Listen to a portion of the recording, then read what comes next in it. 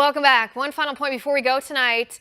What the mainstream media was too afraid to tell you about the news this week.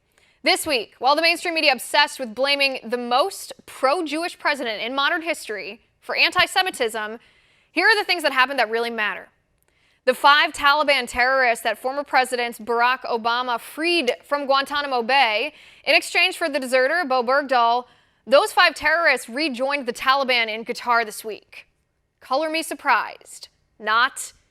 But did the mainstream media tell you about this? No, they did not. In fact, the mainstream media continues to praise Obama's foreign policy, even though Obama's naive and dangerous moves literally are putting people's lives in danger. These terrorists he freed are still part of a terror group who actively tries to kill Americans.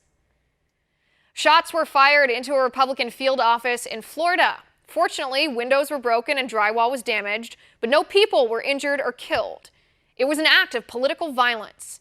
The GOP office was in a strip mall and none of the other businesses were targeted in any way. Even so, the chair of the Democratic Party there said, don't assume it was a Democrat. Yeah, okay. But did the mainstream media report on this story? Of course they didn't. Instead, they pretend only Republicans engage in political violence. What a lie. The rabbi at Tree of Life Synagogue in Pittsburgh, Pennsylvania, said he received hate mail after saying he welcomed President Trump to his house of worship to pay tribute to the victims of the terrible shooting. Hate mail. This man watched his congregants get massacred, and then somebody sent him hate mail because he refused to make it political? I think that's called evil.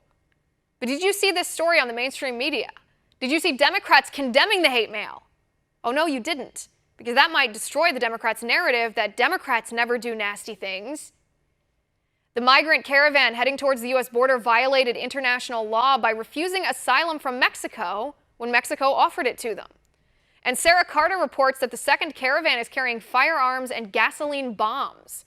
Just peaceful people looking to escape violence, huh?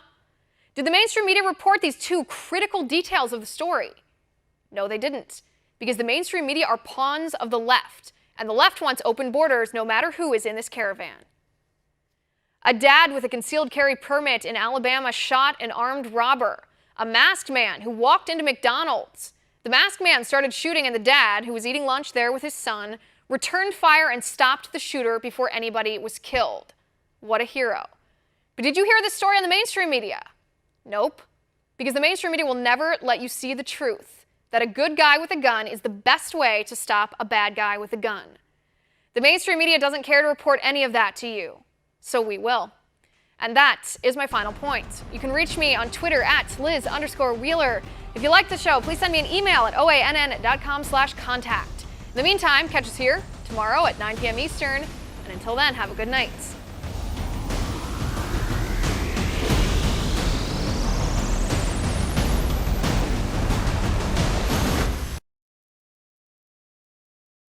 So, Ami Horowitz is a friend of the program and a guy I've admired for a very, very long time. He is always in the middle of whatever is going on and seemingly can find the truth when nobody in mainstream media can ever find the truth.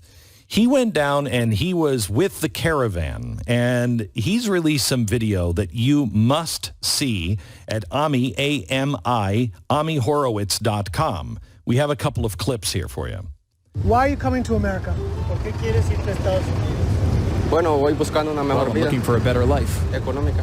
Economic. I wish to get here and then work there.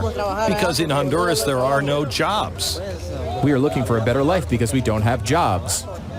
To get a job. To work. Because I want to finish my studies there.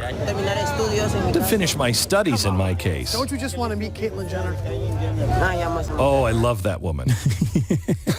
Well, who doesn't want to meet Caitlyn Jenner? Right. Okay, so that doesn't sound like a refugee.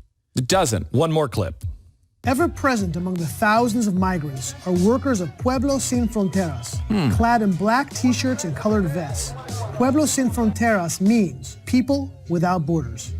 They're the ones that seem to be most involved in organizing and mobilizing this caravan. The organization, as the name implies, is looking to create a world without borders, which seems to be one of the reasons why they organized this caravan in the first place, to flout American sovereignty. Ami Horowitz joins us now, and I don't know if this is true, from Beirut?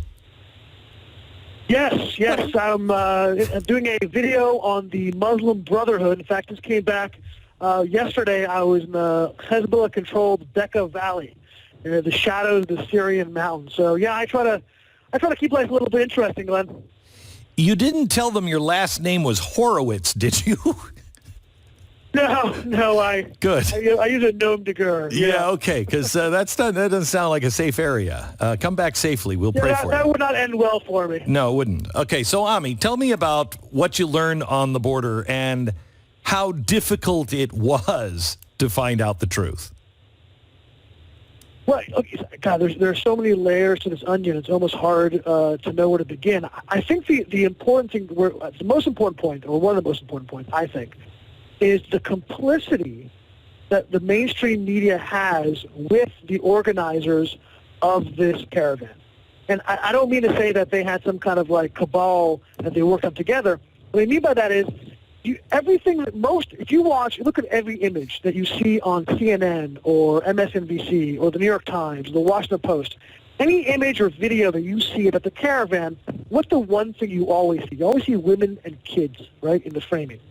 And it's ludicrous because you have to sit there for a while to find that framing because there are so few women and children. Literally, I would say 90 to 95% people there are men. And you can go on and on about how disingenuous the media is on this thing. For example, the media will have you believe this was some kind of organic a groundswell of people who decided at the same time in Honduras, we're going to go form this caravan and go to America. That's that's what's the narrative that you hear from the media.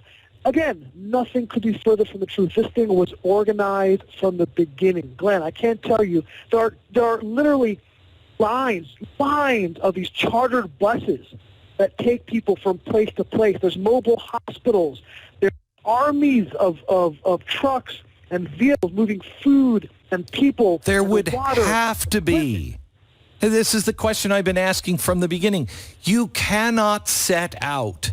Who's just taking care of the people who are... That's a death march. In any other case, that's a death march unless you have medical services, you have food, you have water. You can't just walk into a town with 6,000 people and all stop by in the 7-Eleven and expect them to have enough water. Of course this is going on. So when you found it, Ami, you found Pueblo Sin Fronteras, which is a group that organized the last caravan and gets money from George Soros. How involved are they? Oh, as involved as you can put it, this is their caravan. They're the sponsors, they're the organizers, they're the ones who put this whole thing together.